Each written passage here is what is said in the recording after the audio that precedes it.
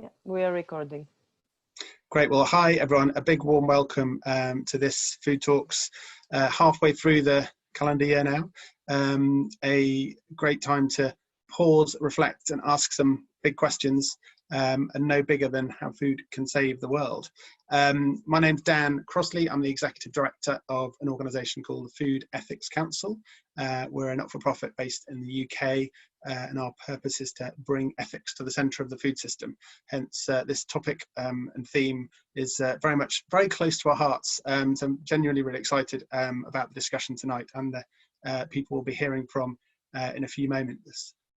Just want to, before we dive in and we hear from the speakers, and I give a bit of a running order, just wanted to hand over to Avrilia, my colleague from Impact Hub King's Cross, one of the other partners involved in Food Talks, just to talk through some of the explain what Food Talks is about and one or two of the bits of housekeeping. So Avrilia, over to you.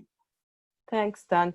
Hi, everyone. Thank you so much for joining us today. I am Avrilia Diamanti. I'm the community manager at Impact Hub King's Cross. We support social enterprises through workspace, events, business support programs, and online tools.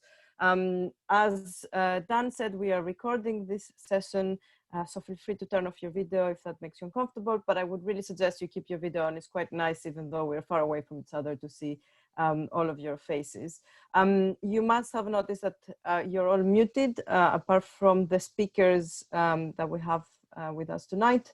I would ask you though, and I really want to encourage discussion between you and any questions you might have for us or for the speakers. So please use the chat function. We will have, I think, 2 breaks to go through the questions.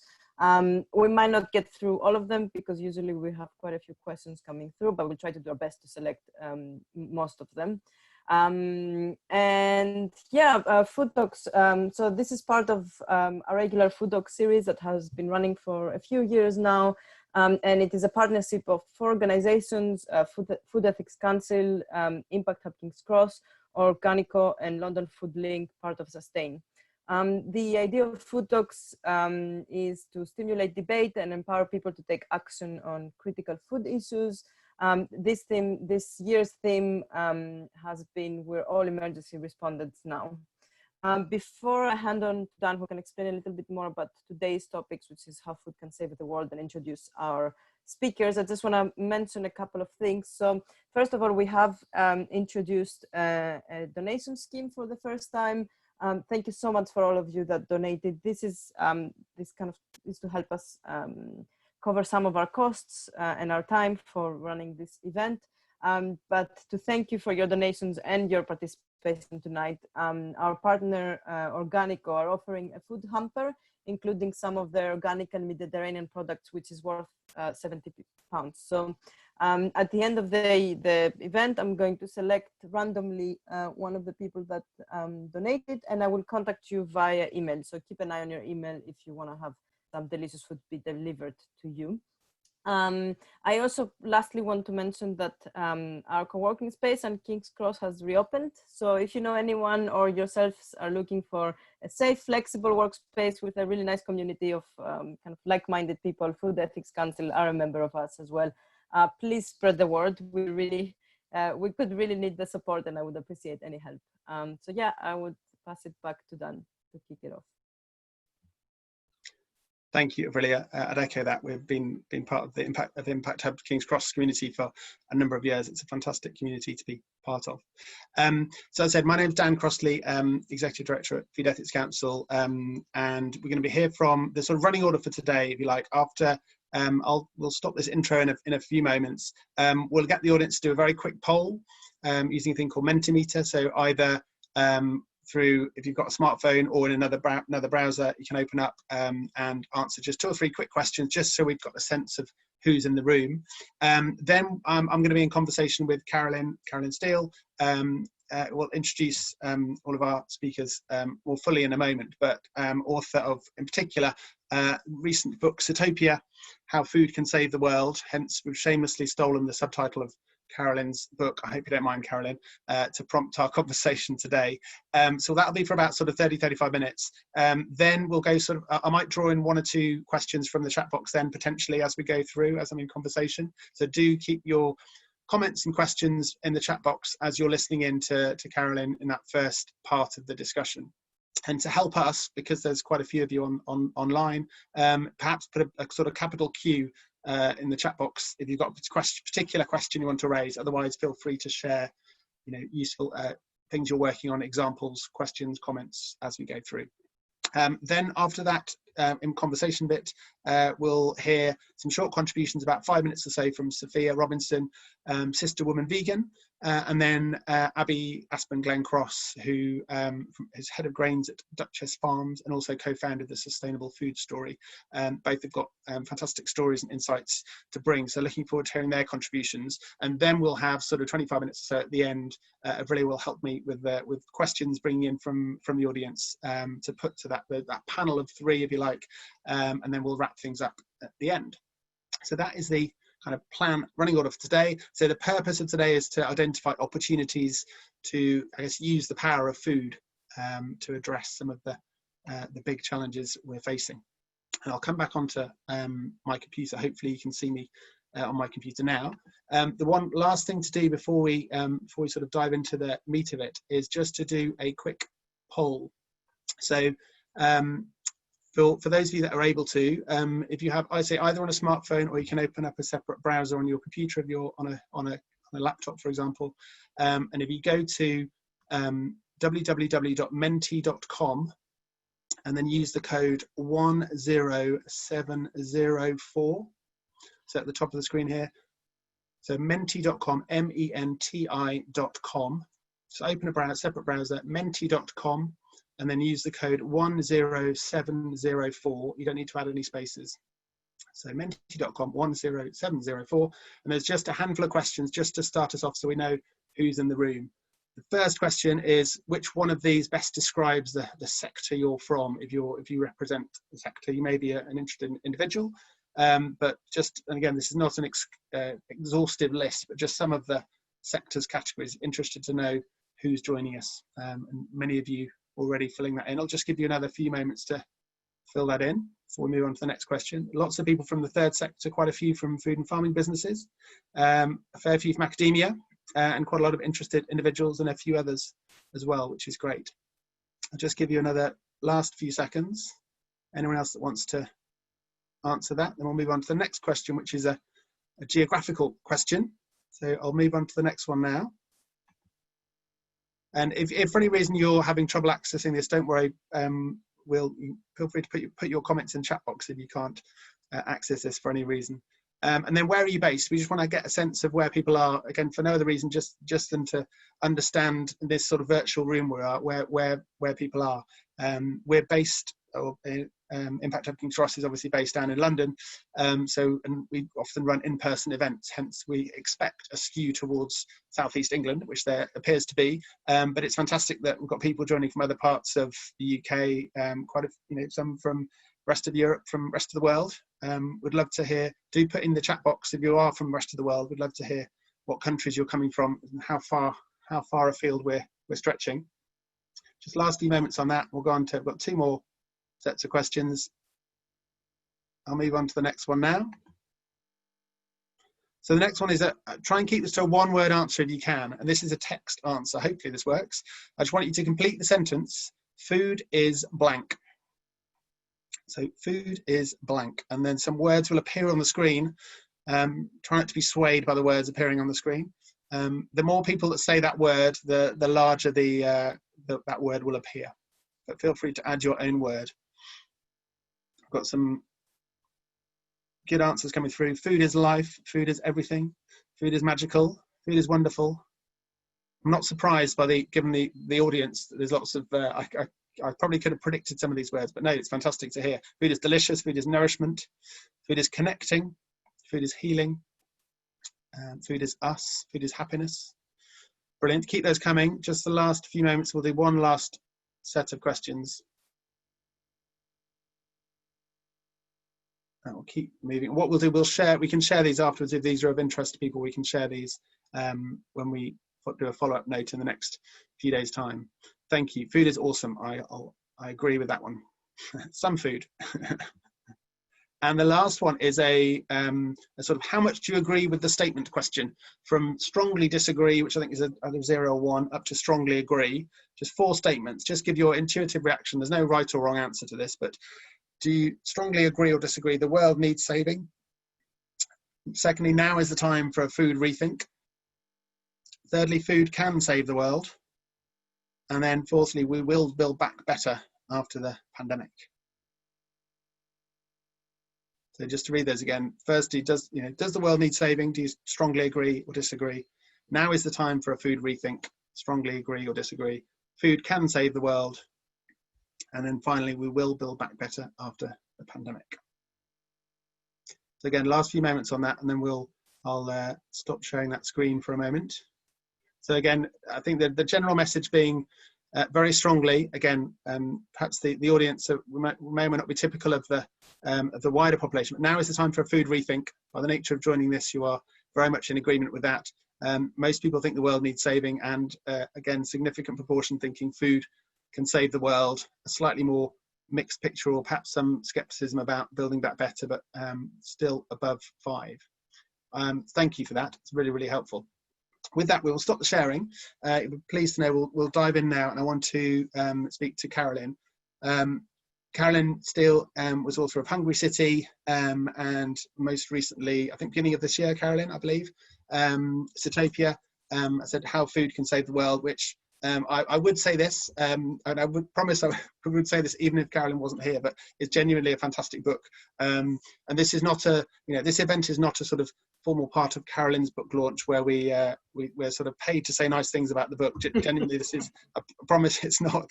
But I've been reading it recently, and it's been I won't be too effusive in my praise, but I've found it fascinating.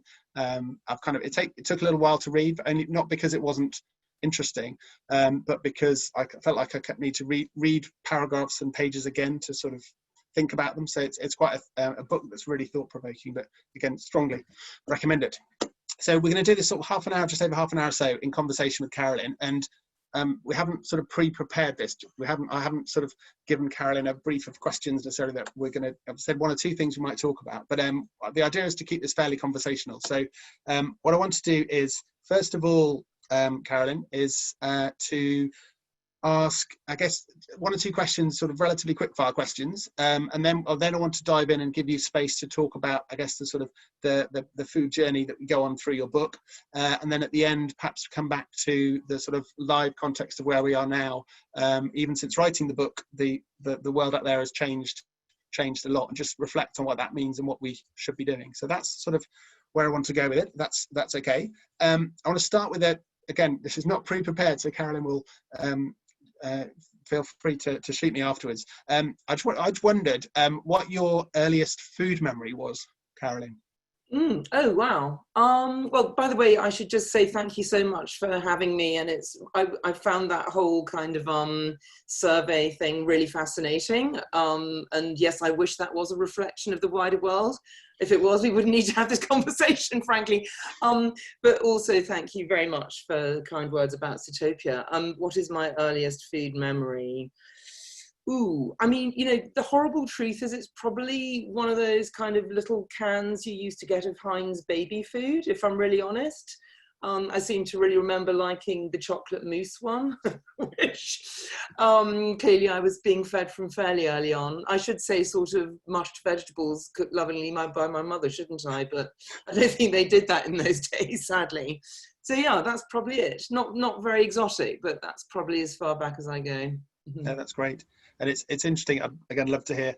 I'd love to be able to ask all participants that. I don't suggest we share all 150 of you in chat box, but if people have got a burning kind of earliest food memory to share, please do. I find that really interesting to hear what people remember first of all about food. And again, I'll give you a chance to expand on this later, I promise. But just to very briefly, what to explain to the audience, what is Sitopia? Why the name Sitopia? What does it mean? In 2 or 3 sentences, if you can. Yeah, it means a food place, and it's from the Greek sitos, which is sitos, which means food, and topos, which means place. And I invented the word about 15 years ago as a practical alternative to utopia. And the basic idea is that we live in a world shaped by food. We just don't necessarily realize it. But if we did realize it, there's a huge amount we could do about it. Absolutely. And who is the audience for this book? Who are you trying to reach with this particular book? I mean, I really, really did my best to write it in a way that hopefully anyone who can read would read. I mean, I want the widest possible audience. Inevitably, people who already care about food and think about food are the most likely people to read it, but I'm desperately trying to reach people who don't normally think about food or care about food. And I want to kind of hijack their brains and reach down inside and sort of reconfigure the way they think and then stick the lid back on. That's the intention. Brilliant. One of the things that struck me from the book, there's a strong message about hope.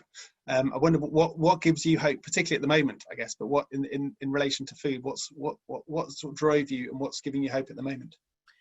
I mean, I used to be an architect and, well, I guess I still am an architect, but I'm just not practicing at the moment. And so for the past 20 years, I've been basically moving in food circles. And I have to say, I've never in my life previously met such a wonderful bunch of people. I genuinely believe that if people understand food and care about food, they're good people. And so I'm surrounded by amazing people the whole time, which of course I realize is sort of, is not necessarily representative, but what gives me hope is that, you know, there's just vast numbers of people, millions of people out there who do get this. And yes, we've got terrible leaders at the moment. And yes, we face hideous global crises, but it's not over until it's over. And I do think COVID could be a turning point, you know, an opportunity to kind of go in a different direction from the one we were headed in before. Absolutely. We might come back to that towards the end as well. So the theme of the discussion is how food can save the world. What do you genuinely think that food can save the world, or is this a sort of glib subtitle? It's definitely not glib, Dan. Yeah, I do believe it can, and I mean, I argue, you know, that it's a big, long argument in the book, and you're right, it's very dense and it's very rich. But I think, you know, the fact that we've forgotten that food is the most valuable thing in our lives and that we treat it as cheap is absolutely fundamental. It's like the sort of the core of everything, you know, and everything connects to it. So I think if we just remember the true value of food and start, you know, treating it as though it's the most valuable thing in our life again, and I talk a lot in the book about what that means and what the outcomes of that might be, then everything emanates away from it. So, for example, my favorite metaphor for a good society is one in which everyone eats well. And if you start with that and work out, it's revolutionary. So, of course, food can't do it on its own. It's us doing it through the medium of food. But I think using food as our guide, we really can save the world. And I agree entirely with that. I'm being deliberately asking a provocative question. No, thank you for that. And again, last kind of relatively quick fire question. It's a big question, but just to answer perhaps at a top level, what do we need saving from? You talk about how food can save the world. Why do we need saving? What are the kind of key things that jump out, the real injustices in your mind? That's a really interesting question. I mean, immediately when you asked me that question, what popped into my head is what we need saving from, and is an outdated idea of a good life. So we have this inherited idea of a good life, which is about 2.5 centuries old, which is all about kind of, you know, harnessing fossil fuels and machinery to kind of do all the hard stuff for us so we can gain wealth if you sort of go down one avenue, or sort of have leisure if you go down another avenue. And it's just outmoded, it's no longer fit for purpose. And all of the injustices and the sort of despoilings of the landscape and the massive political crises that we face are related, I think, to the fact that we've forgotten to ask that question, what is a good life in the context of the 21st century? Brilliant. Thank you, Carolyn. Very, very articulate. Of course, well put. I wanted to give you a bit more space now, rather than pinning you down to sort of 30-second answers. I'll give you a bit more freedom. I guess you talk. You say in the book, and I think in the intro, that this book is not primarily about food at one level, but clearly it's using food as a way into addressing some of the huge challenges that we all face. I just wondered if you could talk us a bit. You take us through this food journey through a number of chapters, from starting with food, but taking us to the body, to home, beyond, out to nature, and eventually time. I wondered if you could talk us through a little bit of that journey, just a few minutes, just to talk us, I guess, about the connectedness of those things, and why you've, I guess, structured the book in that way, and then what that food-based journey means. Yes, I mean, I know we weren't going to use visuals, but actually now you're asking me that question, I'm going to show you the drawing from which the book came, because I am an architect, so that's how I think, is kind of through drawings, basically. So it's a terrible drawing, by the way. But I was trying, this is in 2011, I was trying to work out where food sits in our sort of, I'm muted apparently. Am I muted? No, I'm not muted. I'd sort of come to the point of realizing that, food shapes our world in multiple ways that we're not really necessarily aware of. And I was trying to kind of make sense of this very, very large idea.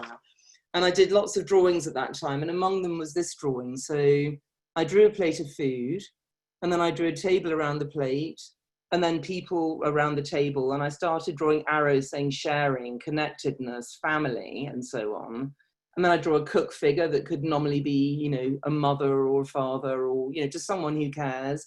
And I drew arrows going love, nurturing, maybe gratitude coming back the other way if you're lucky. And that became the sort of space of the home. And then I said, well, okay, the cook didn't probably grow most of this food, so where did it come from? Some kind of market, of course, probably a supermarket, not a sort of old-fashioned market in a city square, but nevertheless. So you've got more connections, knowledge, money exchange, economy, trust, and so on. Where does that market sit? It sits in the city. Where does the city sit? It sits in the countryside.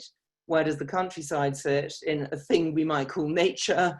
And where does that sit? In the universe.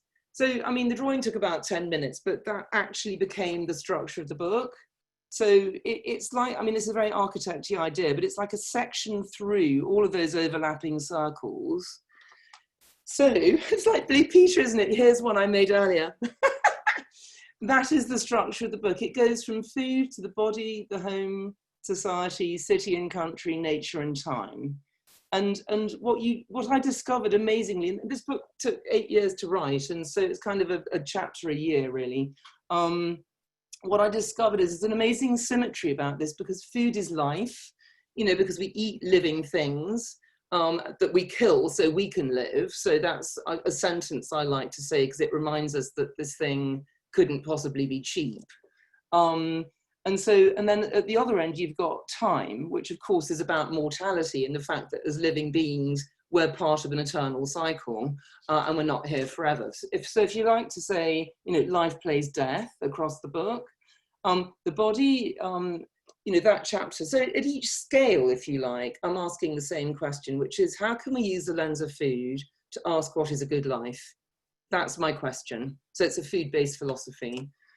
At the scale of the body, I think most of us can fill in most of the blanks there about how, we're not really quite getting it right at the moment. I would sort of summarize it by saying, you see, this is the trouble when you don't give me 30 seconds to answer, it gets long. But anyway, I think you can summarize this as saying that instead of evolving to fit the world anymore, we've designed a world that we think we should live in, but we're actually not aligned to it. So we've made an evolutionary mistake in Darwinian terms, because in Darwinian terms, survival of the fittest is about adaptability to your own to the actual environment you're living in. And demonstrably, we're not healthy in the environment we've created. Home, very interestingly, used to be a place where you could feed yourself. I mean, that was literally the sort of the first box you had to tick. If you're looking somewhere to live, was it fertile? Could you find food, etc., etc. And then society, and of course, well, I mean, again, there's so much to say about all of it. You probably don't want me to go on for too long, but just to say, of course, now most of us live in cities, so we don't provide our own food. So we've gone from being primary producers to primary consumers, and that's also a problem. And the middle chapter is about society. So society is obviously about sharing. And in that chapter, I talk about how we evolved as a species through the shared problem of how to eat, and how the shared meal among hunter-gatherers is the first and the most sophisticated economy we've ever created as humans. And again, this, as you know, there's a lot in this chapter, but I basically trace how we've gone from sharing through food to sharing through money, and how that's a real problem because food is real and it's located in a place and money doesn't actually exist, and can be kind of manipulated to do all sorts of things. So that's really the problematic there. And then it was, so 4 years into writing a book, I made this really interesting discovery, which is that, as I say, there's this symmetry about it. So if our lack of, relationship with the environment we've created is the problem, then the answer lies in recalibrating our relationship with nature. And if our problem with home is that we no longer feel embedded in a place and we no longer have meaningful things to do, then the answer is to re-question how we inhabit land. And then the whole thing hinges around, and if we don't value life because we don't value food, the answer lies in realizing we're mortal and that the planet is limited, if you like. And then the whole thing hinges around re-establishing value at the core of our sharing mechanism, i.e. the economy. So this is what I call Sitopian economics, which is basically using food as the basis of our value system and economy. Brilliant. First quick practical question is, are you happy to share, that's fantastic summary of a hugely complex set, but brilliantly described. Are you happy perhaps afterwards to share those drawings with us? To share those with participants? That would be fantastic. Then Yeah, there's people asking on the chat box, that'd be brilliant. We'll share those with people afterwards. You talk about in the book about food being the sort of the great connector, and I guess how do you think we can, and as I said before, you talked about hope. There's a strong theme of hope coming through this. How do you think we can inject some much needed hopefulness into these debates? We hear about the climate emergency, the biodiversity emergency, the obesity crisis, the democracy emergency, arguably. Many of these issues we've talked about during food talks, and obviously most recently, and we're still in the midst of the pandemic. How can we inject hope? How can food help us on that front? Well, I mean, ironically, I certainly, and I think other people who were sort of pretty despairing about the way the world was heading sometime in March, I've actually found a lot of very, very hopeful things under lockdown. So, and I know that they're not all, I know that people have had a really horrible experience in lockdown and not everyone's baking sourdough and learning the guitar. I do realize this. Nevertheless, I mean, I think what it's shown, there's been really, really fascinating surveys coming out, like one that was kind of conducted by the RSA sort of a couple of months ago now, I think. And, people, I think only 9% of people in that survey said they wanted life to go back the way it was before COVID, and they were valuing time with their families more. They were doing what I call living in time. And in fact, I talk about that a lot in the last chapter of my book. So rediscovering, as I say, that dashing around in pursuit of a good life and trying to earn a lot of money and blah, blah, blah, just wasn't making anyone happy, So it was just, as I say, it's an outmoded model of what a good life represents. And somebody waved a magic wand. I mean, you couldn't make this stuff up. We stopped flying. We're spending more time at home with our kids. We're discovering we can work from home a lot more. There's been a huge discovery. And as I say, it's not the whole of the population, but probably if the number of people, if that's everyone, and the number of people buying directly from suppliers through kind of organic box schemes and stuff looked like that before COVID, it probably now looks like this. So there's been, yes, it's not the whole population, but I mean, there's been a massive expansion of this. I think, again, in the same survey, it said something like 33% of people had tried a box scheme for the first time. And of course, the sort of, the rediscovery that actually cooking with your kids, taking time over food, is a wonderful thing. And I often say that, that the secret of understanding what a good life is to ask someone who thinks they're about to die. And this is the great insight of the Stoics, which again, I talk about in the book, and when people are about to die, they don't say, oh, I just wish I could buy 100 more Louis Vuitton handbags, in my last month of life. They say, I want to be with the people I love. I want to be able to see the garden. I want to be able to hear bird song.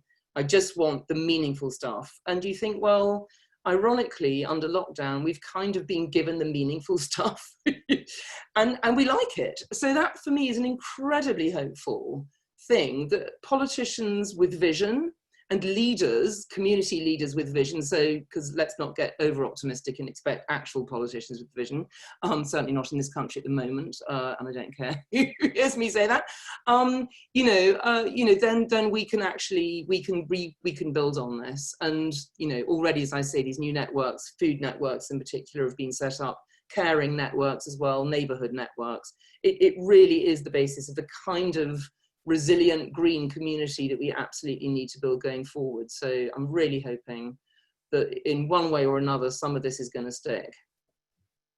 And I mean, you talked about the sort of consumerist mentality to some extent there. What we at Food Ethics Council are very interested in how we can shift from a kind of consumerist mindset, Louis Vuitton handbags, not just picking on Louis Vuitton. There's lots of other examples. Other brands are available, yeah. Absolutely. But how do we shift from that consumerist mindset where it's all about stuff, and through to what we talk about food citizenship mindset, where we can interact? So how can we be, we can interact and shape the food system in lots of different ways beyond just the point of purchase, whether we buy this brand or that brand. And it sort of links a little bit to a question. There's a question in the chat box from Helena who talks about sort of big question about capitalism, I guess, and how the question is, how can we recenter food as our value when we live in a capitalistic society and when people don't see production and profit in this value? Yeah. She says, asking as a socialist and as an anti-capitalist. I mean, how can we recenter food as our value in that capitalist society? Well, I mean, it's a really great question, and you just asked me about 5 questions, but that's fair enough because I always give you at least 5 answers when you ask me 1 question, so I think and that's reasonable. But I mean, to answer the last point first, in a sense, I mean, I'm clearly saying we need a different economy. Now, I'm not anti-market per se. I'm just anti the kind of neoliberal experiment we've been living under for the last 40 years, where basically the idea is that good money and good are synonymous, and that society needs to clear out of the way to let the market do its work, which of course is the sort of the neoliberal idea coming from Friedrich Hayek and others. And of course, what you remember in all of this is that, the ideal cost of labor in a capitalist society is 0. And we're seeing this, and I guess what I was saying earlier on, I'm a great fan of E.F. Schumacher, who, wrote the amazing book in the 1970s, Small is Beautiful, where he made the brilliant argument that basically, in order to thrive as humans, we need to make stuff as well as consume stuff. And, he makes the very obvious point that, man, the producer, and man, they talk like that in the 70s, man or woman, the producer, and man or woman, the consumer, are one and the same person. So this whole model that you have a horrible job and you'll pay very little, so you earn the wages so you can buy stuff to make you happy, is just completely screwed. It's like a really badly designed cog system. And why not have the 2 things overlapping and just say, work is rewarding and it's well rewarded, both monetarily but also in terms of pleasure. So actually it all happens in one place, and and that is, I guess, anti-capitalist, although you need a market in the system to make it work, but you also need social vision. I mean, this is the irony. I mean, Adam Smith, who, if you like, is the father of the free market, etc., he wrote 2 great books in his life. One was called The Wealth of Nations, which is where, we get our sort of capitalist ideas. And the other was called The Theory of Moral Sentiments, which is all about how what really gave meaning to life was care for one another and empathy, And he actually wrote, he continued writing both of them to the end of his life. And actually Moral Sentiments, the final version, came after Wealth of Nations, So he didn't envisage a time when the market would be everything and money would literally stand for the good. So what can we do about this? Well, clearly, there are 2, there are many levels of this. The first is, actually a cultural shift. And, I guess our conversation right now is part of that. We are actively seeking to shift cultural, the cultural values that we've inherited, which are capitalist, and which, as I say, come from an outmoded idea of what a good life looks like that's just run out of road, aka run out of planet. And also has been revealed because it's been sort of the society bit of it has been removed, and you've just got market. We know what that just generates: inequality. So we need to kind of, you know, again, I mean, under lockdown, I think it was never been, and may never again be, such a great opportunity to say, look, hey, you know, most of what makes us happy doesn't even register on the economic scale. You know, it's got nothing to do with GDP. It's doing, you know, waking up in the morning and doing something meaningful before you go to bed. And that can be growing vegetables. That can be looking after somebody sick. That can be helping a neighbor. It doesn't have to be marching to the office and kind of, you know, sending off lots of emails, you know, and I think all of us under lockdown could wish that we never had to send an email again. So it's a cultural shift. And then, you know, politicians, they're not entirely kind of non-sentient. I mean, they do actually want to get votes eventually. So I think, you know, if they sniff, there's a hunger among people for a different kind of life. I mean, again, you know, I'm an architect, so I always want to design stuff. I mean, I'm thinking, you know, there's this brilliant idea, I think, of as manifested by, you know, mayors like Jaime Lerner, the amazing mayor in Curitiba in Brazil. He called it acupuncture, urban design, or sort of city management, where you see a possibility or a trend in the population, and you put little injections, you know, of space, or, you know, enablement or access or money or whatever it needs to allow that to flourish. So for me, you know, it's looking at the high streets that are renting out at a rate of knots because nobody wants to go into the middle of the city to buy stuff anymore, and saying, what are we going to do with this space?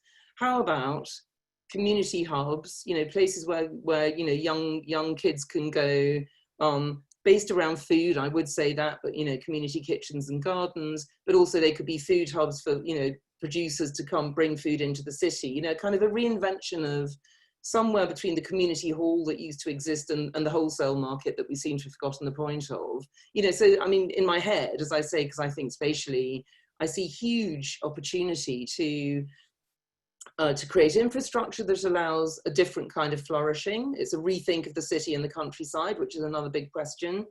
Clearly political investment. I mean, we've got our mop-headed oaf leader on the TV today going build, build, build. You know, he's got no imagination though. So he's just kind of going hospitals, schools and roads, you know. But what if he said, you know, a new kind of semi-urban, semi-rural dwelling in which you can kind of be creative and you have a bit more space to flourish, you know?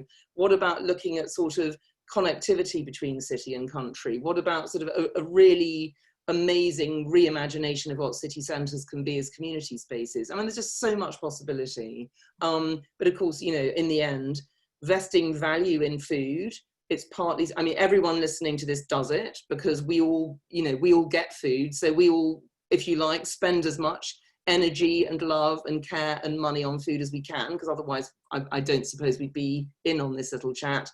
But we need to let our politicians know that and it's happening, of course, you know, I mean, it's happening as the totally invisible, totally not spoken about Brexit non-negotiation is going on.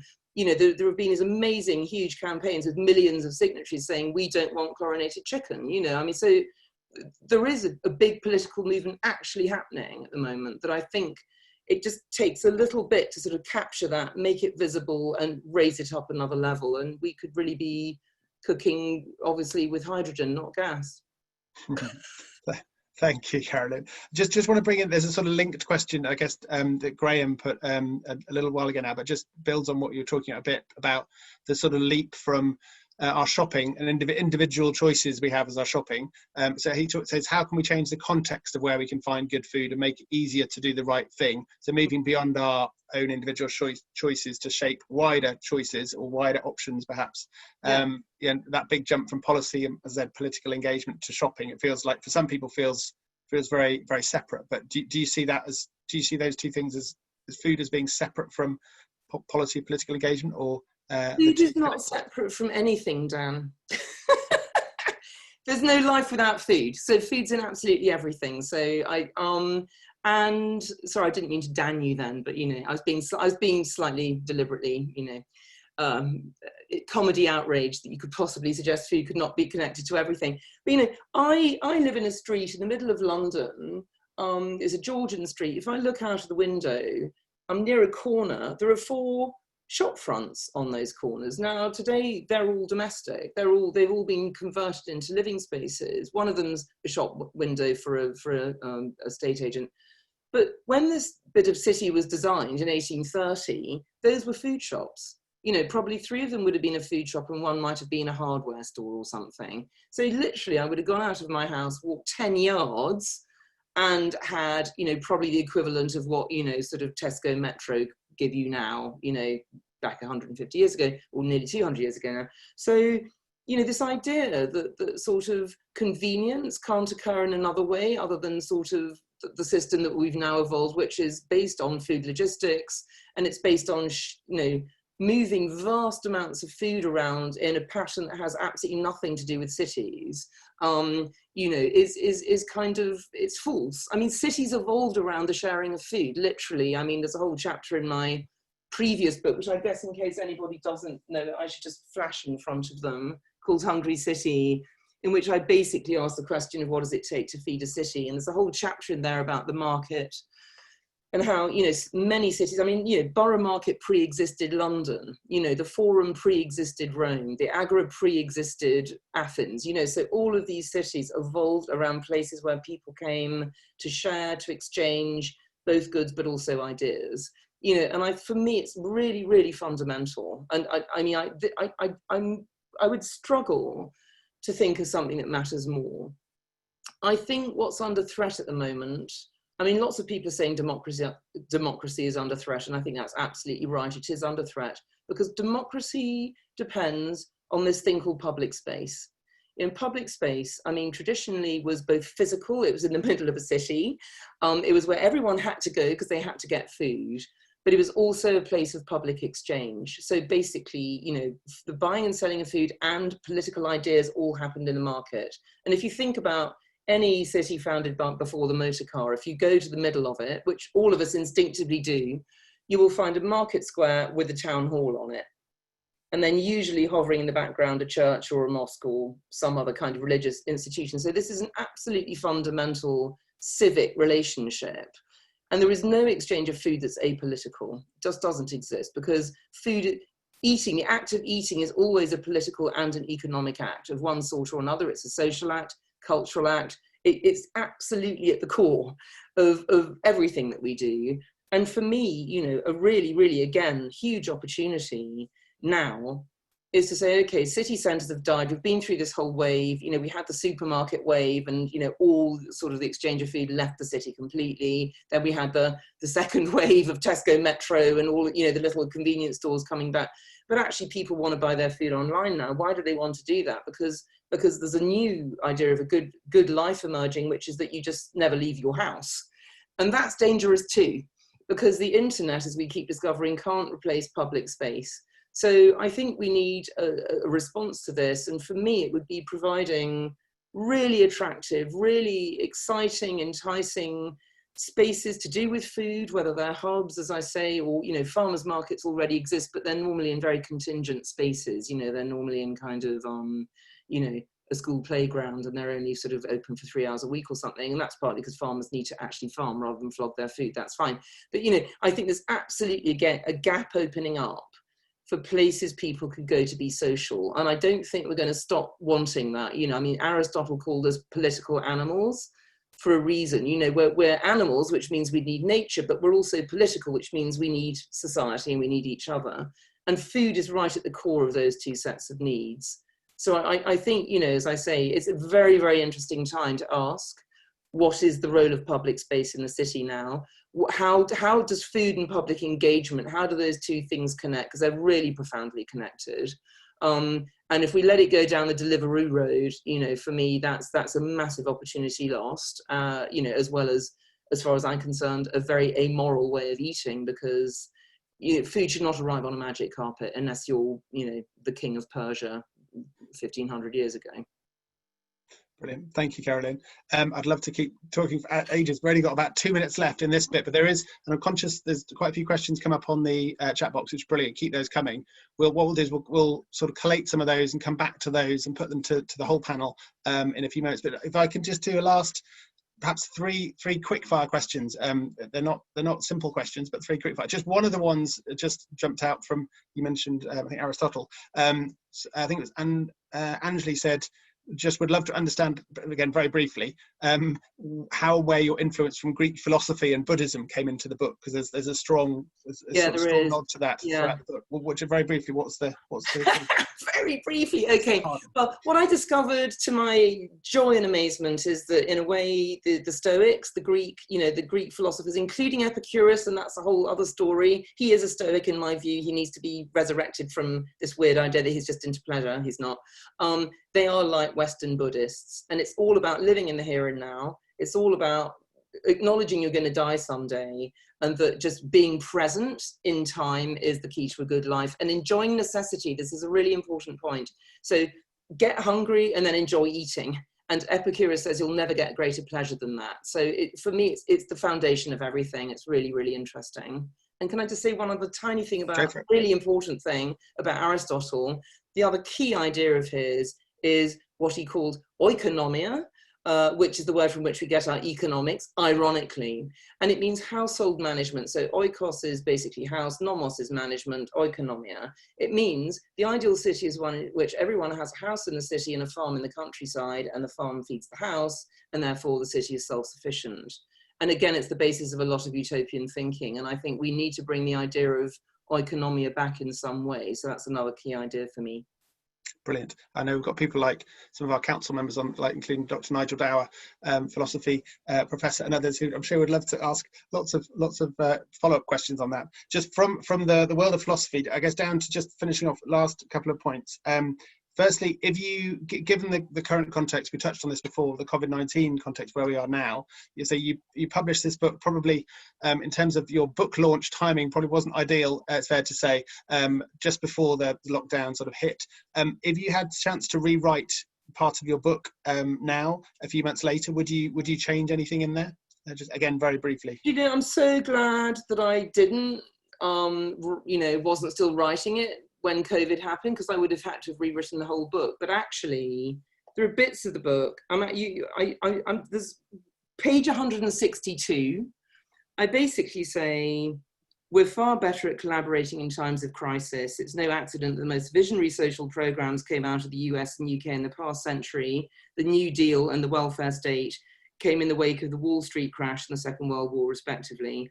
When we experience common hardship, we naturally pull together, becoming more empathetic, altruistic, and visionary. Crises make us realize how precious our everyday lives are to us. So for a time, at least, we appreciate what we already have. Crises, in short, give us the chance to readjust our values. So weirdly, I actually wouldn't rewrite anything, because I'd have to write a totally different book.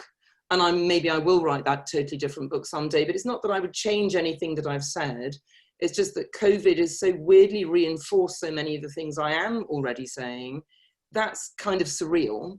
And yeah, the book literally came out the week the global pandemic was declared. So you're right, my book launch, which was going to take me all over the world, actually. So, I mean, in a way, I'm quite glad not to have done that, because although it's wonderful to be in places, my carbon footprint's been somewhat reduced, which is excellent. And of course we can do this. It's wonderful that we're being joined by, I think it was 20 people from Europe and the rest of the world in this very conversation. We don't have to get on planes to do this. So I do believe we need to get physically together as humans in one space. I'm enough of an architect to think that, but for everyday stuff, this is amazing. Brilliant. And final question, and it's just a sort of practical question to finish on. So there's a huge amount in the book, and it's available at all good bookstores, online, probably mostly at the moment. But we're on this, all in this together. People on this Zoom call will, by their nature, as I said, be interested in food in some way, and the power of food.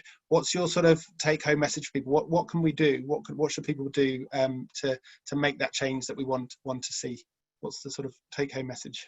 I mean, for me, the greatest revelation, I guess, for me in the last 20 years has been that food, which I kind of always thought about and read about and ate and loved and it's become, for me, this enormous, great, amazing, magical lens that I just stick in front of my face. And I see everything through the lens of food. And I've actually given talks to people working in food, you know, who maybe they're cooks or they're farmers or something, and they've said to me afterwards, I never realized that what I was doing was so important. You know, because because to me, you know, working with food, feeding people, there is no greater thing you can do. And, you know, it's just so important and so vital. So I think to learn to see through the lens of food, as I would say, and obviously this is a very, very precious thing that we're seeing through. So yes, by all means, see food and care about food, but also use food as your permission to think big and see the world through food. Because, you know, if you value food and you spread that message, then we can make a better Sitopia, which a really good Sitopia is pretty close to utopia in my book. Brilliant, thank you. And I'm certainly sorry we had this conversation a couple of days after we sent our newsletter, which was all about thinking big. I love that phrase. It's a good phrase to finish on. Use food as your permission to think big. I love that. Thank you, Carolyn. We will come back to you for questions in sort of 10-15 minutes. Thank you ever so much for that, Carolyn, and thank you for the questions coming in on the chat box. So what we want to do now is hear from our other two contributors. We've raised some big questions. We're talking about food as a way into a lens into some of the huge challenges we're facing. We wanted to hear a couple of stories, just 5 minutes from two people. We'll start with Safiya. So Safiya Robinson, I'll let her introduce herself and share her story in a moment, but is a cook, founder of Sisterwoman Vegan, and I guess wanted to hear from Safiya a little bit about her story, why food's important to you and what you think the power of food is from it in terms of I guess the healing power of food, but also tackling some of the injustices that are out there. So Safiya, just 5 minutes, your sort of experience, say a little bit about Sisterwoman Vegan, what you're trying to do and what the power of food means to you. Okay. Over to you. 5 minutes is I answered just like you, Carolyn, so 5 minutes is going to be tough. But I'm Safiya, I'm from Sisterwoman Vegan. I started it about 2 years ago, social enterprise exploring wellness through food. It's Black-centered, and I think that there's a lot of conversations about food that we're not included in, and our unique issues, the fact that there is, we're disproportionately affected by food illnesses, so diabetes, heart disease, obesity, those are due to white supremacy, that's due to racism, due to kind of policies that are intentional about not allowing us to be healthy. And that's a conversation that's never really discussed in kind of mainstream groups because it's not obvious. We have the disproportionate people dying from COVID, disproportionately Black people, particularly frontline workers, and the people are rushing to find a reason, and it's because investment's not put into our health, and it's particularly in the food that we eat. There's stereotypical racist associations with things like fried chicken, things like unhealthy food. But there's also, there's planning permission is allowed for these things to be in our communities. And then there's not any thought behind what we have access to. We live in food deserts, so there's not really access to fresh food. I'm very, very lucky. I live in Ladbroke Grove, so I have had Horsemeadow Road Market all my life. I have had fresh fruit and veg. I know, I'm been vegan for 5 or 6 years. I know what that is. But that's based on chance. That's based on, I live in a council house, so it's based on where I was put, and I'm lucky to have that access, but very, very few people do. And when we do, like I said, there's farmers markets, but they're quite expensive. And Dee Woods, who is an amazing community cook, she always talks about food is expensive. It's expensive because, like you said, Carolyn, something has to die in order for us to be sustained. So to think that we can cheat our way out of that fact that it is expensive and that we need to invest in it is really kind of problematic for all of us. And I don't think that good food practice can be allowed in this moment, in 2020, without something like a universal basic income, without education around food and what is necessary to be used for. And I got into food. I've always been into food, eating it and cooking it. But I also I was diagnosed with bipolar disorder, and I've dealt with weight issues all my life. And I used food and kind of looking at pre-colonial ways of healing, using plants and herbs in order to kind of work with my mental health, work with my physical health. And, I used to weigh over 300 pounds, and there's been a huge kind of shift in my thinking. And I think that is, we have one perspective when it comes to what we should do and how we should relate to the natural world, and how we should do things like farming and agriculture. And, I'm someone who I understand the necessity of the life-death cycle. I think we're born in blood, and therefore, you know, blood is something that sustains us. Life is sustained us. But I'm vegan because for a political choice, because we don't have the infrastructure to allow for us to eat meat in the way that we do. We don't have the infrastructure to allow us to waste life in the way that we do. I think that we have to think about all the ways that we can individually do better. That doesn't mean necessarily going vegan, but you know, Sustain has the better and less meat, and I think that that's something that I was trying to, you know, I obviously push veganism because it's worked for me. It's, you know, it's something that has saved my world, but that's not always going to be the best case for everyone. I think everyone needs to figure out their own way, but we have to have a community and environment that supports that. And so the 3 tenets of the enterprise, so we do food education, we do cooking lessons, private catering and supper clubs. So we talk a lot about our relationship to food and how that kind of, how capitalism has affected that, how patriarchy has affected that, how being a Black woman in the world has affected that, not necessarily Black women, but whoever's there. We talk about how our lived experiences have been shaped by food. And the 3 tenets of my business are community, education, and mindfulness. So it's really great that you talked about Buddhism and bringing that in, because there's definite, you know, this being vegan means I have to look at the labels. Where did this come from? Why is this coming to, why is this like what I'm drawn to? And you know, there's a big issue with how we eat as families, how we eat. I'm again very lucky. I've been on free school meals. So I understand how important it is to have, like, you know, I was heartbroken when the government announced that they were stopping that for the summer for kids. That doesn't make any sense to me, because that was a lifeline for me. And that was life of my mother, like, you know, being able to budget so that she knew we were being fed. That's a really important thing for anyone's survival, including like free breakfast clubs. So I went to a free breakfast club in my secondary school, you know, like year 7 and year 8, which was really fundamental for my learning. And like, you know, just being able to come into school and eat well. A lot of people maybe giving £1 and go to buy some crisps or a Lucozade, and having a free breakfast. And it wasn't the best breakfast, I think. It was, you know, it was a scrambled egg and beans, but it's a heavy breakfast, whatever. But it was foundational for me to do well at school. And these people don't understand that these things are structural and these things are intentional, and we have the power to say we actually need these things. And you know, again, I'm lucky in that, you know, my grandmother was someone who helped support the Black Panthers breakfast clubs in America. I'm half American, so I have a you know, understanding of the legacy of such things. But you know, these things are vital, and again, like something like universal basic income, we need to recognize that food is what sustains us, as you said. Food is the building blocks. For the other days, it's the building blocks. It's, you know, there's no possible way for us to move forward without eating. And I'm someone who, you know, I have again suffered from mental health. My family have all had poor physical health, so I've spent a lot of time in hospitals, and the food in hospitals is shocking. The food in hospitals is not healing, and it's very strange that we've allowed capitalism to con us into thinking that wellness and health are luxuries, and health is not even. I don't like to look at health, because health is something that's been the definition. It's been defined by people who have privilege, and so therefore health is you know, the BMI chart is based on bodies that are white, and a lot of the health data is based on white men, but which, you know, we just found out that recently in my lifetime, which is ridiculous. I'm very young. That women have suffered from different heart attack symptoms. That's crazy. We don't look at you know, that we don't allow for varied experiences when it comes to health, and our bodies treated as if they're quite homogenized as human beings.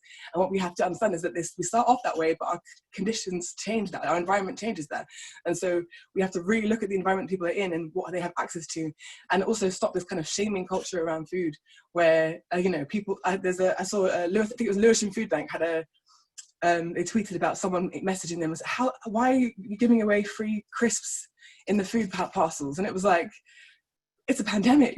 Like, it's not like that. What do you mean? Like, first of all, it's part of British culture, I'd say, is you know, is having, like, it might not be the healthiest snack, but that's again, health and wellness are very different things. And wellness takes into consideration empathy, it takes into consideration like the environment that people are in, the policies that people are directly being hit by. And as I said, I'm very lucky that I live in Ladbroke Grove, where there is, I have lots of social capital in that what I see and what I have access to is the same as a very upper middle class person who has a lot of money. I don't have the economic capital for that, but I know what is aspirational, and I understand what wellness looks like, and it is a sense of freedom, because we have a pandemic and lockdown, and the shops that are open are like organic veg box supplier and the greengrocer and the deli, and these are all fundamental like things that we have been priced out of and therefore think that we don't need. And I think it is about kind of the government saying, okay, well, we have to invest in our citizens, and not just our citizens, but anyone who comes into the space,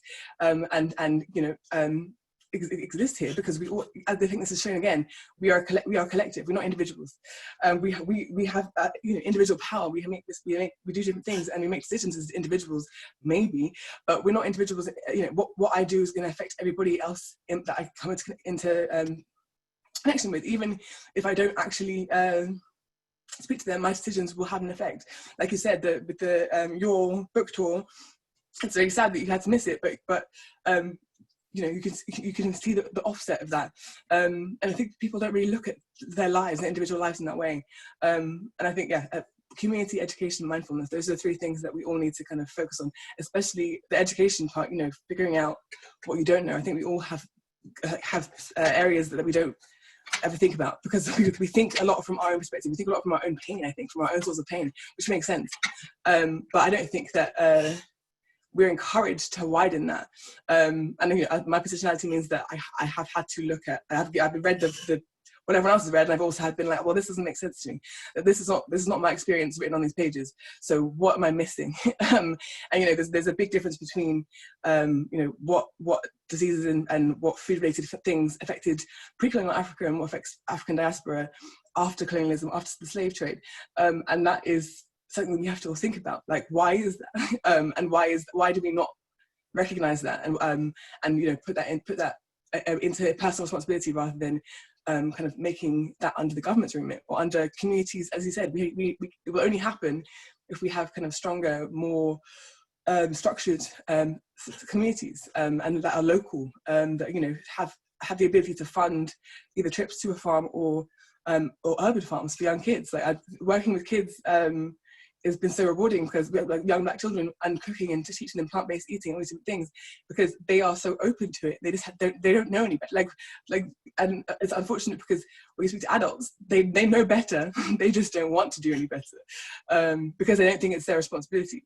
And I think we all have to regain that sense of personal responsibility, that look at removing ego and stepping into empathy and saying, okay, why don't I understand your position? Why, for the government to even think that it makes sense to cancel free lunches for kids, it means that you don't know what you're talking about.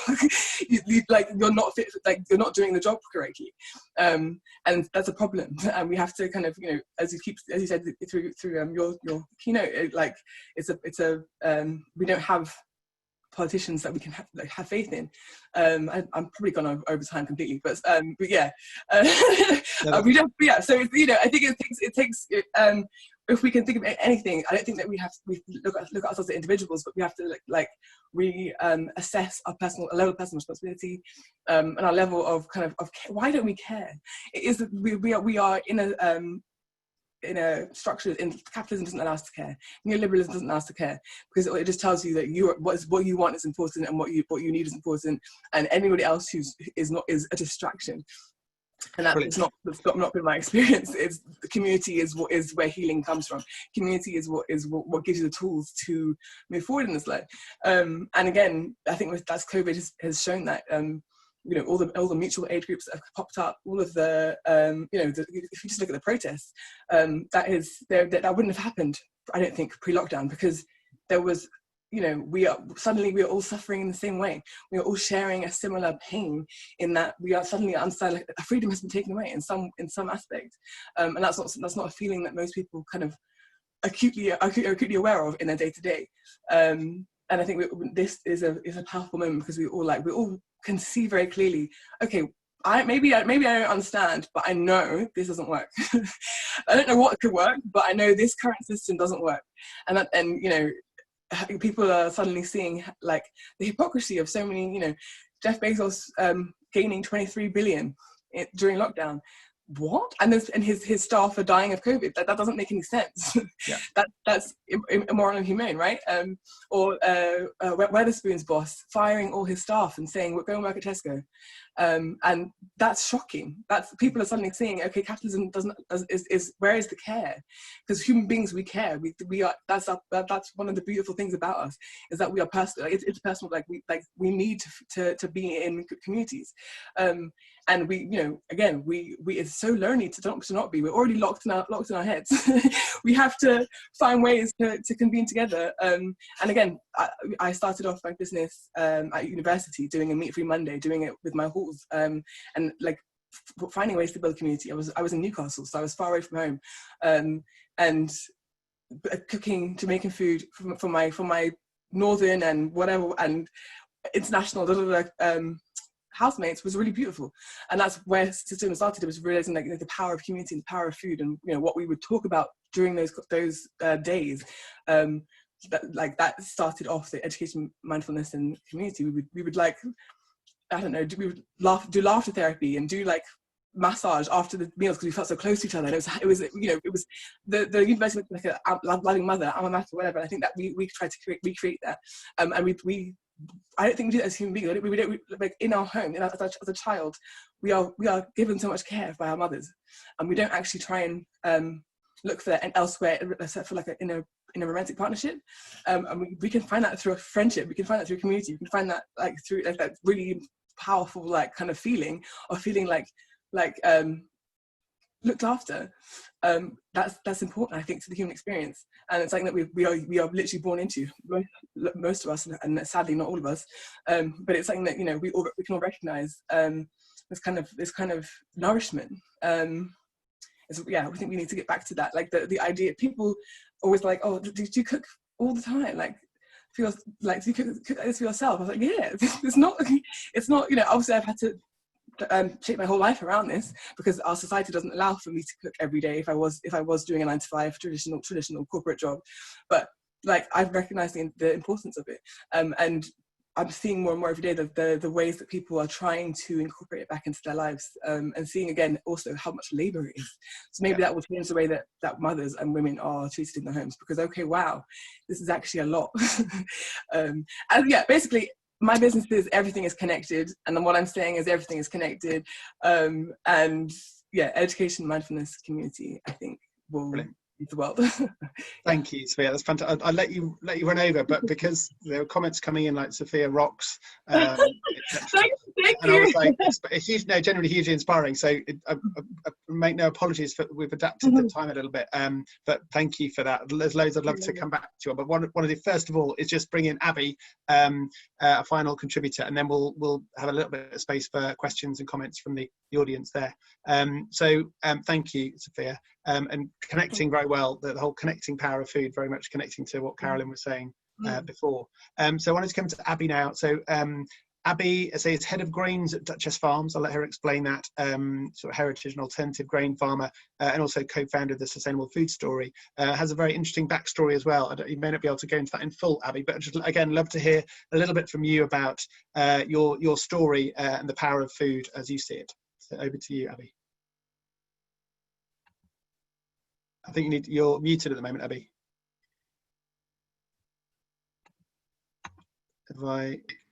There we go. I think you're good. Brilliant.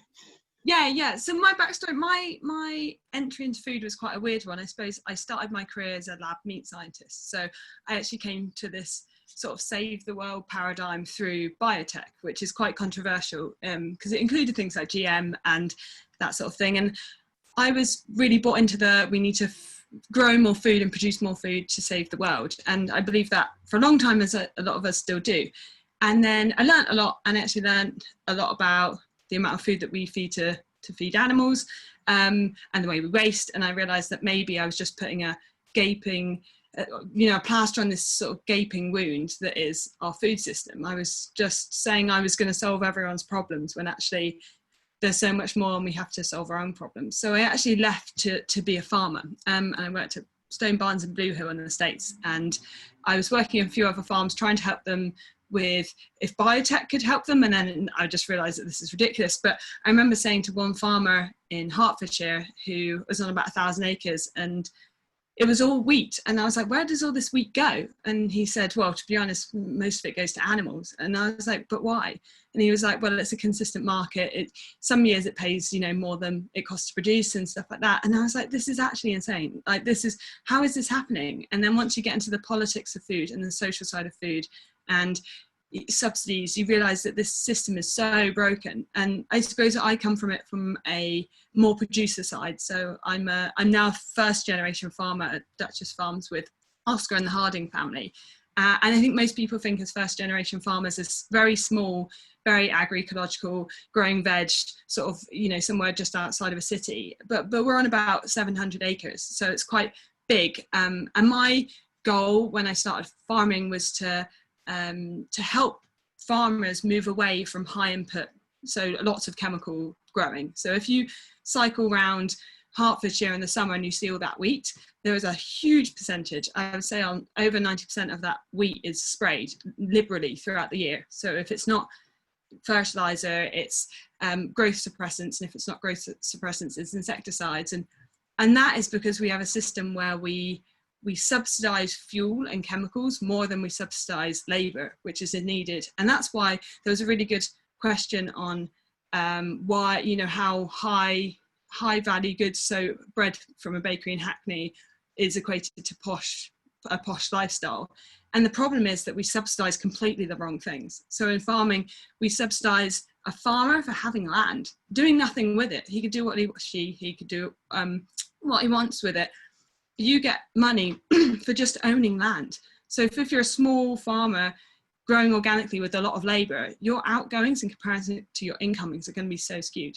So I sort of went on this journey, and the reason we grow heritage grains instead of modern wheat is that these heritage grains, they yield lower, which is unfortunately yield quantity is what we usually buy food on. So they yield lower, but the nutrition is very different, and you don't have to spray them. So you don't have to spray them at all in the year. So we started a project when I was just out of uni called Our Field, which had 40 people co-invest in a field, along with Abby Rose and some other lovely ladies.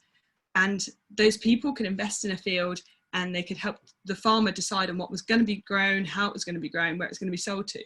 And I think those 40 people now realize how difficult it is, from finding seed that doesn't exist a lot in this country to being brave enough to grow without chemicals, and then finding your own market. And you realize that farmers have the most insane job. They not only have to grow food, but they also have to be salespeople of it and stewards of the land at the same time, because otherwise you definitely get trolled on Instagram now, because everyone's, a police person nowadays. And so it's kind of insane that that those things exist, and that's what we're trying to change. And Sustainable Food Story was sort of founded in 2017, which is like a roving dining experience, because my best friend and business partner, Sive Moore, we realized it was really hard to go to places and eat and understand where those things had come from in a city especially. So, when you go to Tesco's or insert name of supermarket here, where those things come from is just, there's so many steps before you get to the primary producer. And why is that? So that kind of thing is quite interesting to unpick, and you realize why things are expensive. Yeah, because subsidies are sort of in the wrong place. So yeah, that's kind of, and I hope COVID has been really interesting. So we did a crowdfunder. As COVID basically came out, we realized that we lost probably 80% of our clients or customers, because we supply the restaurant industry. So in true Duchess style, kind of drove around and dropped care packages off to the chefs in a kind of despairing, oh gosh, what are we going to do? We have no income, and we still have outgoings. But the community, and as Carolyn said, the community of food is an incredible one. And we did a crowdfunder to stay afloat and be able to do everything that we need to do in-house and continue running, sort of thing. and they really, really stepped up in such an amazing way. So now we're on the next phase of where we're going to process all our rapeseed and our grains in-house, and also support other farmers. We grow on about 4 other farms as well, and have convinced those farmers, as well as Oscar's dad, that not spraying is the way to go. But you've got to show a positive economic model, which is quite difficult in these times. But yeah, the community has been amazing, and we couldn't have done it without them. Brilliant. Thank you, Abi. Again, hugely inspiring stuff. I'd love to dive, I know there's lots more in the story. I'd love to be able to kind of dive deeper into it, but that's brilliant. So do check out Sustainable Food Story, and Duchess, I'll get it right, Duchess Farms. Abi's doing some brilliant stuff there. And I think there's a strong theme already, lots of strong themes coming through, but I guess that power of community feels like an incredibly strong one. And certainly we at Food Ethics Council are kind of asking the question, how can we build community resilience, like not just food community resilience, but community resilience? And I think that feels a very pertinent question at the moment. We've got about 10 minutes left. What I want to do is cram in a few questions. So if you've got any, there's already a few questions we can go back to. I'll hand over to Avrilia in a moment to feed in some of the questions that were from earlier on that we didn't get a chance to answer. But if there are other questions to feed in, then please do. And in the interest of balance, I think it probably applies to all, but there's an Abi Rocks as well comment coming in, much as Safiya Rocks and Carolyn Rocks as well. So just to throw that in the mix. But yeah, if people got questions, do feed them in the chat box. We'll try and cram in as many as we can. Not the speakers don't need to all answer each question, but if you've got, just keep brief answers if you can, and we'll try and get through a few. But I'll hand over to Avrilia just to feed in some of those questions and comments. Thanks, Dan, and thanks to all our speakers. I want to also echo that everyone rocks, and I've wanted to stand up and clap several times. So this has been like really powerful session. So just one question from earlier on. I think many of the questions are quite packed. So as Dan said, just try to keep it brief. We're not going to uncover everything. There was a question earlier from Ellen around what are your thoughts on equating the good slow food and the post-life? And she's basically mentioned some bakeries in Hackney that make amazing bread, but costs £6 a loaf. And I'm going to add to that Graham's point around one of the key structural issues being the cost of housing and the amount of income that are spent on places to live. So basically the question is, how can good food be accessible to all, considering the kind of expenses of modern life? Perhaps Carolyn, do you want to start? Just a brief answer on that. Yes, thank you very much. And by the way, I should just say it's really inspiring to listen to Safiya and Abi just now. So you absolutely do rock, both of you. No, I mean, basically, if your political kind of objective is that everybody should eat well, and that's, I guess, what I'm suggesting as a sort of, as a base point. You can't eat well if the food that you eat has been created through slavery or through the abuse of animals or through the despoiling of a landscape. So automatically, we have to eliminate these kinds of abusive food practices. This means food gets more expensive. This means we have to pay people more, or we have to have a more equitable economy. It also, you can't eat well if you don't have a house. You can't eat well, if you don't have access to facilities. You can't eat well if you're worried about where your next meal's coming from. So again, everything emanates from this core idea that everybody has the right, that the political aim is to eat well. I mean, in my book, and I won't go into it in great detail because that's why you write a book, is so you can kind of say really long wavelength things, and hopefully somebody goes away and spends 20 hours hearing what you think, but finding out what you think by reading the book. But in short, I'm proposing tax reform and land reform, and basically a massive, what I call Sitopian economics, is basically a massive rethinking of the way we do stuff from the bottom up, which we need anyway. And I'm just saying that food can be our guide, because if you say what is a good life, that's very abstract. People will start arguing about what it is, but there isn't really that much argument about what good food is. It's as Carlo Petrini says, it's good, ethical, and fair. And if you start from that basis, as I say, and work out, then yes, we need massive structural change, but we need that anyway. Thank you, Carolyn. Safiya, do you have any additional thoughts on that? Of course I do. So I would say I think it's the government has enough money to subsidise good food, healthy food.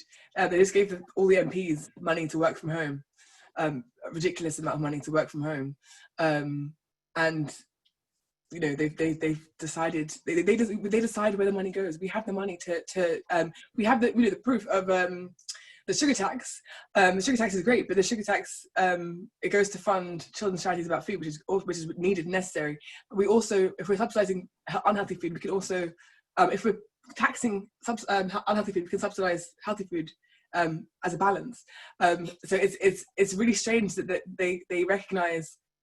The government recognises that like what they can do, but they don't recognise the full extent.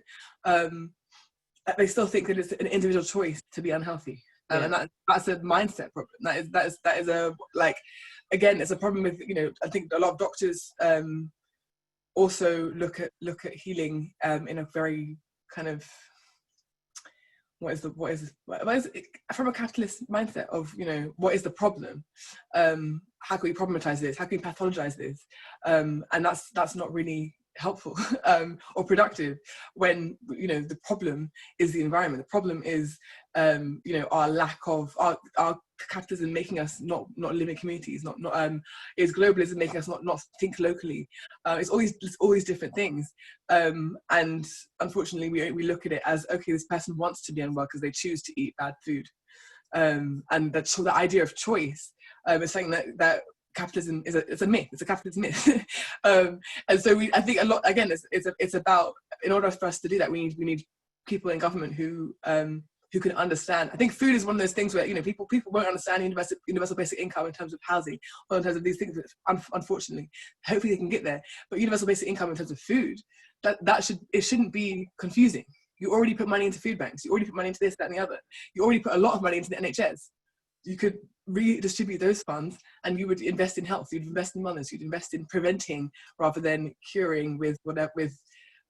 You know, the changing your diet is never the prescribed medication, and that's unfortunate, because again, they give, some doctors prescribe or give you free gym memberships, but they can't give you like money off for the local market. I think it's just there's just a lot of problematic ways of looking at the world, and hopefully, you know, we're going to see that change. But this current leadership, we're not seeing that, but hopefully soon. You know, I think that we'll have to step away from party politics, from looking at government to help us, and again, just go back into communities, back into local, and go from there. I think, because that's, you know, we can understand our needs better, and that's what that's the disconnect, is that if you're looking from the top down, you don't see the needs because all you see is what you've given us, which is a problem. Yeah. Thanks, Safiya.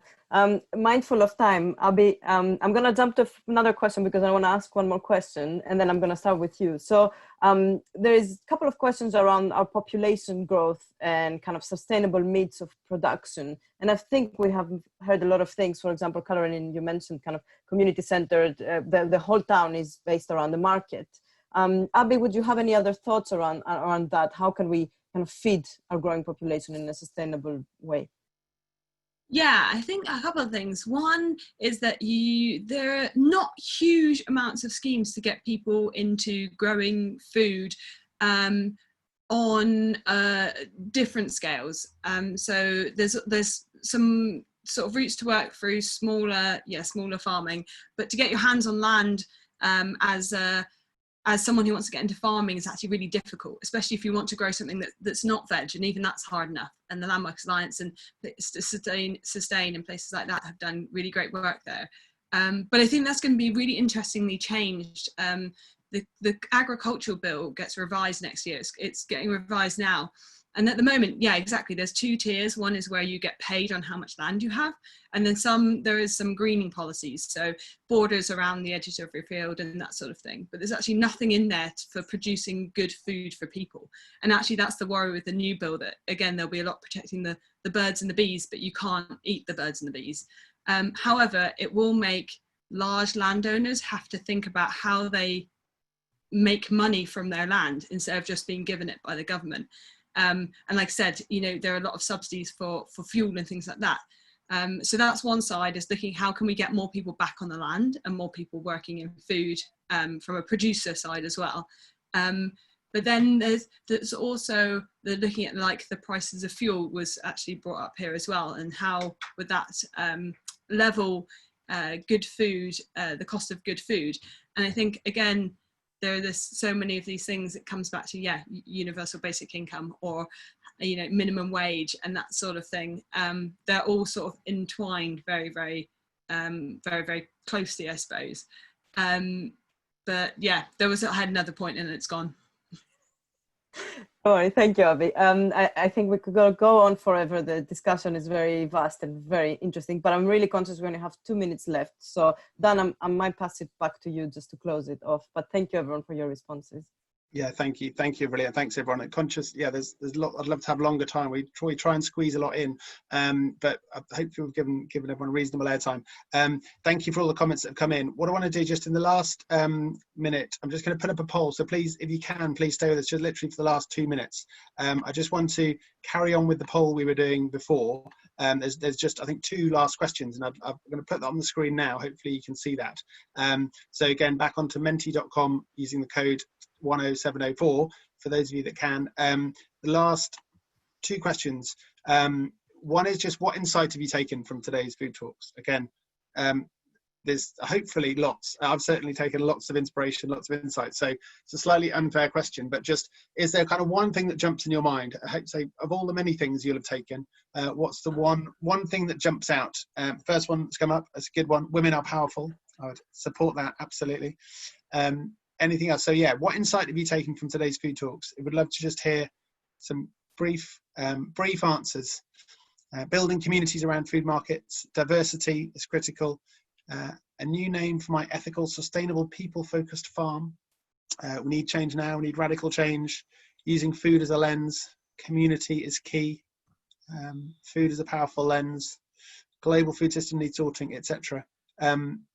We'll keep those coming. While they're coming up, just in the last minute, I just want to come back to the speakers. So firstly, say a huge thank you, Aurelia, for organising. Thank you to all the partners involved in it, to Organico, Impact Hub, King's Cross, and London Food Link, Sustain. Just wondered if there's one kind of, I already sort of asked Carolyn her sort of take-home message, so it's a bit unfair, but I'll perhaps ask everyone again, literally in sort of 10 seconds, each of the panellists, what's the sort of one message you want people to take away, or one thing that people should do? And I didn't give you warning, I can see Abby's face. Is there sort of one sort of brief thing you'd like to take away? It might be just one insight you've taken from the discussion, rather than necessarily the answer to what's the answer to all the world's food problems in one sentence, but just one very, very brief reflection from each of you. And then I'll shift on to while you're doing that, shift on to the last poll question. So Carolyn, just a final word from yourself. I think just have faith in food and show your love through food, and we can do this together. Brilliant. Thank you, Carolyn. Safiya, you're still there? Everyone read the book, because I really want to read it. And because I think, we need to actively engage with things with books like that. I think that we think that we used to forget that food is not just the thing that we eat to sustain ourselves. It's also like a whole academic discipline, and there's stuff that we don't understand. I can't be brief. I am a creative cook. I'm a chef. That's how I've come into it. But obviously, everyone else, the supply chain, all of that is incredible. Farming, there's a whole world that we're not all connecting with. And we have to kind of look at it at all parts. So, community, education, mindfulness, that's the 3 things. Yeah. Thank you, Safiya. And finally, Abi. Fantastic.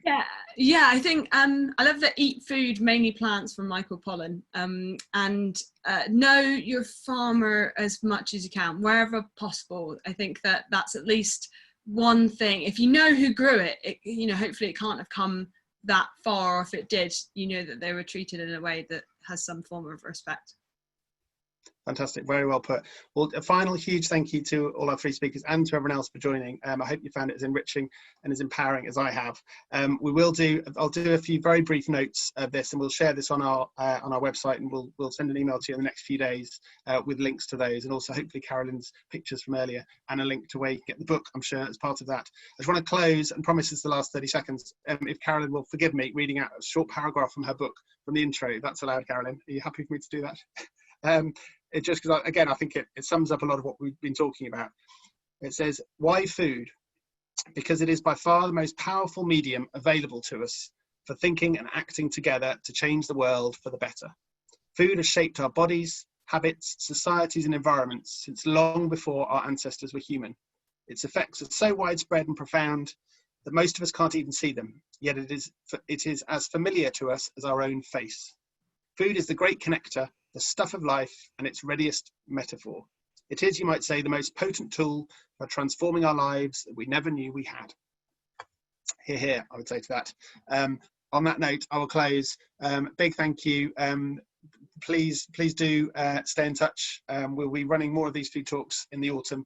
Been brilliant to be part of this community, to hear your insights. Hope you've enjoyed it as much as we have. Do interact on social media and do stay in touch, and keep well, everybody. Thank you all.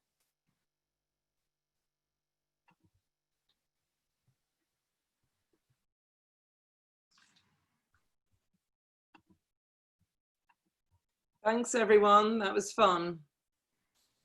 Thank you, Carolyn, and everyone. Thank you. Very Thanks, inspiring.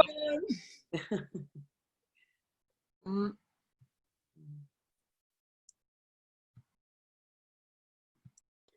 Thank you. We'll stop the recording there. That's right, Aurelia, and we'll save the chat. But yeah, thanks everyone. We'll hopefully see you again soon.